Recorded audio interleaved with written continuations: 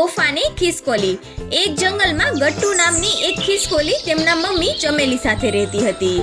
ગટ્ટુ ક્યારેય પણ ચમેલીની વાત ન માનતી હતી। ગટ્ટુના તોફાનના કારણે જંગલના બધા જ પશુ પક્ષીઓ ખૂબ જ પરેશાન રહેતા હતા। એક દિવસ ગટ્ટુ ઝાડ ઉપર રમી રહી હતી અને એ જ ઝાડ પર એક જગ્ગુ નામનો વાંદરો સૂતો હતો। જગ્ગુને જોઈને ગટ્ટુએ એમની માને કહ્યું, મમ્મી, વાંદરો આપણા ઝાડ પર કેમ સૂતો છે? ચમેલી બોલી, આ ઝાડ ક્યારથી તારું થઈ ગયું ગટ્ટુ? સુવા દે એને। ગટ્ટુ બોલી, પણ મમ્મી, જંગલમાં બીજા પણ ઘણા બધા ઝાડ છે, એમને કે કોઈ બીજા ઝાડ પર જઈને સૂવે। ચમેલી બોલી, ગટ્ટુ, જેવી રીતે આ જંગલ બધાનું છે એવી જ રીતે આ જંગલના ઝાડ પર બધાનો અધિકાર છે। તું એ ઝાડ પરથી એમને ન હટાવી શકે। ચમેલી આટલું બોલીને ત્યાંથી ચાલી જાય છે, પણ ગટ્ટુને એક તોફાન સૂઝ્યું। એ વાંદરા પાસે પહોંચી અને વાંદરાની પૂંછડીને ઝાડની ડાળ સાથે બાંધી દીધી। થોડીક વાર પછી વાંદરો જ્યારે ઉઠ્યો ત્યારે તેમણે બીજી ડાળ પર છલાંગ મારવાનો પ્રયત્ન કર્યો, પણ એમની પૂંછડી બાંધેલી હોવાથી તે બીજી ડાળ પર જઈ ન શક્યો અને તે ઝાડની ડાળી પર ઊંધો લટકાઈ ગયો। વાંદરો બૂમો પાડવા લાગ્યો, બચાવો, બચાવો, હું અહીંયા ઝાડ પર ઊંધો લટકાઈ ગયો છું, મને બચાવો। જગ્ગુનો અવાજ સાંભળીને જંગલના બધા પશુઓ ભેગા થઈને ત્યાં આવે છે। ત્યાં આવેલો જંગલનો રાજા સિંહ બોલ્યો, અરે જગ્ગુ, તું આટલી બૂમો કેમ પાડે છે? જગ્ગુ બોલ્યો, કોઈએ મારી પૂંછડી ઝાડ સાથે બાંધી દીધી છે। હાથી બોલ્યો, પણ કોઈ તારી પૂંછડી ઝાડ સાથે કેમ બાંધે? ભલા એમને શું મળશે આવું કરીને? હરણ બોલ્યું, પેલી તોફાની ગટ્ટુએ જ કર્યું હશે આ, એ જંગલમાં બધા પશુઓને હેરાન જ કરે છે। આ વાત ચમેલી ઝાડની ડાળી પર બેસીને સાંભળતી હતી। એટલામાં ગટ્ટુ બોલી, હા, મેં જગ્ગુની પૂંછડી ઝાડ સાથે બાંધી દીધી હતી। હાથી બોલ્યો, પણ તે આવું કેમ કર્યું? જગ્ગુએ તારું શું બગાડ્યું હતું? ગટ્ટુ બોલી, જંગલમાં ઘણા બધા ઝાડ છે, તો પણ આ જગ્ગુ આ ઝાડ પર કેમ સૂતો? આ અમારું ઝાડ છે। આ સાંભળીને બધા પશુઓ હેરાન થઈ ગયા। પછી હરણ બોલ્યું, એક વાત કાન ખોલીને સાંભળ ગટ્ટુ, આ જંગલ બધાનું છે, એટલા માટે અહીંના ઝાડ પર બધાનો અધિકાર છે। સિંહ બોલ્યો, ગટ્ટુ, જો હવેથી તે ક્યારેય પણ જંગલના કોઈ પણ પશુને હેરાન કરવાનો પ્રયત્ન કર્યો તો હું તને આ જંગલમાંથી બહાર કાઢી નાખીશ। આ સાંભળીને ચમેલી બોલી, નહીં નહીં મહારાજ, ગટ્ટુ હજી નાની છે, એને માફ કરી દો। હવેથી ગટ્ટુ આવા તોફાન ક્યારે પણ નહીં કરે। હું હમણાં જ જગ્ગુની પૂંછડી છોડી નાખું છું। આટલું કહીને પછી ચમેલી જગ્ગુની પૂંછડી છોડવા લાગે છે। પછી જગ્ગુ જમીન પર પડે છે। એટલામાં સિંહ બોલ્યો, ચમેલી, સમજાવી દેજે ગટ્ટુને, આ એમના માટે છેલ્લી ચેતવણી છે। આટલું કહીને સિંહ અને જંગલના બીજા પશુઓ ત્યાંથી ચાલ્યા જાય છે। પછી ચમેલીએ ગટ્ટુને કહ્યું, ગટ્ટુ, તું આ તોફાન કરવાનું ક્યારે છોડીશ? તારી આ નાસમજ કોઈક દિવસ કોઈના માટે મુસીબત બની જશે, સમજાયું? ચમેલીની વાતનો ગટ્ટુ પર કોઈ અસર ન થયો।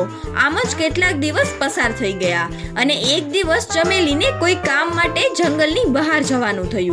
ચમેલીએ ગટ્ટુને કહ્યું, ગટ્ટુ, હું એક જરૂરી કામ માટે જંગલની બહાર જાઉં છું, પણ તું અહીંયા કોઈને પરેશાન ના કરતી અને જંગલની બહાર ન જતી। ગટ્ટુ બોલી, ઠીક છે મમ્મી, તમે ચિંતા ન કરો, હું કોઈને પણ પરેશાન નહીં કરું।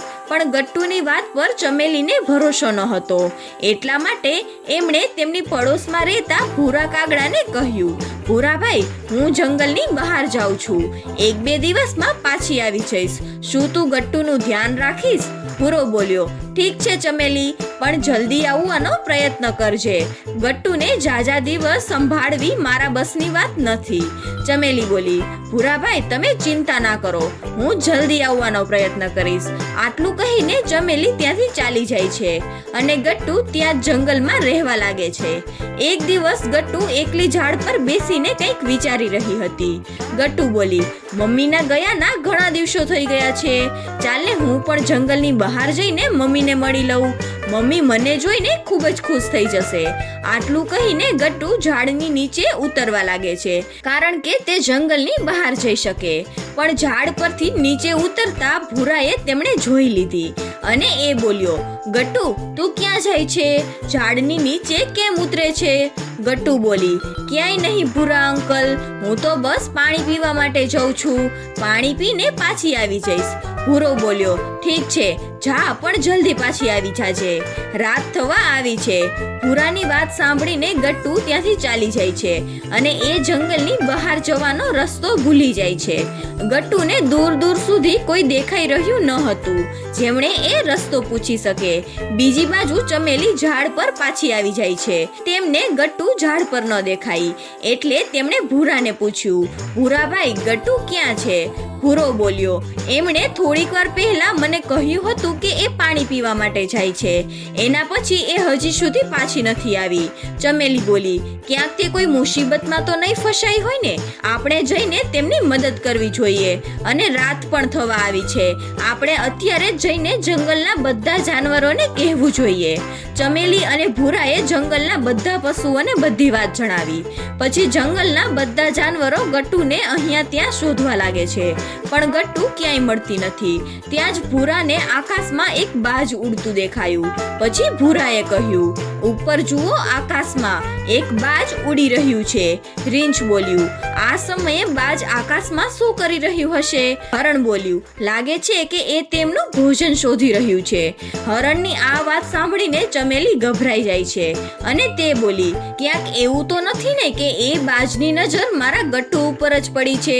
ભૂરો બોલ્યો, તું ચિંતા ન કર, હું હમણાં જ મારા મિત્ર ટોની સાથે જઈને જોઉં છું. આટલું કહીને ભૂરો અને ટોની આકાશમાં બાજ તરફ ઉડી જાય છે. એમણે જોયું કે બાજ ગટ્ટુની ઉપર જ ઉડતું હતું. આ જોઈને ભૂરો સમજી ગયો કે બાજનો શિકાર તો ગટ્ટુ જ છે. પછી ભૂરાએ આ બધી વાત જંગલના પશુઓને કહી અને પાછો ગટ્ટુની મદદ કરવા માટે ટોની પોપટની સાથે ચાલ્યો ગયો. ત્યાં જ બાજે મોકો જોઈને ગટ્ટુને તેમના પંજામાં લઈ લીધી. આ જોઈને ભૂરો બોલ્યો, જલ્દી એ બાજ તરફ ચાલ, નહીં તો એ ગટ્ટુને ખાઈ જશે. પછી ટોની અને ભૂરો બંને આકાશમાં બાજ સાથે લડવા લાગ્યા. એ બંને બાજ પર તેમની ચાંચ વડે વાર કરવા લાગે છે અને ત્યારે જ ગટ્ટુ બાજના પંજામાંથી છૂટી જાય છે અને ગટ્ટુ નીચે પડવા લાગે છે. આ જોઈને જંગલના બધા પશુઓએ પાંદડાથી બનેલું એક ગાદલું નીચે પાથરી દીધું. ગટ્ટુ એ નરમ ગાદલા પર પડે છે. પછી તેમની માં ચમેલી ગટ્ટુને કહે છે, ગટ્ટુ તું ઠીક તો છે ને? ગટ્ટુ બોલી, હા માં, હું બિલકુલ ઠીક છું. પછી સિંહ બોલ્યો, ગટ્ટુ અમે તને આટલા માટે સમજાવતા હતા કે તોફાન ન કર. જોયું ને તું કેવડી મોટી મુસીબતમાં ફસાઈ ગઈ હતી. આ સાંભળીને ગટ્ટુ તેમની માને કહે છે, મને માફ કરી દે માં, મેં ક્યારેય તમારી વાત નથી સાંભળી. હવેથી હું કોઈ દિવસ તોફાન નહીં કરું. તો બાળ મિત્રો, આ વાર્તા પરથી શીખવા મળે છે કે આપણે ક્યારેય પણ તોફાન ન કરવા જોઈએ અને વડીલોની બધી જ વાત માનવી જોઈએ.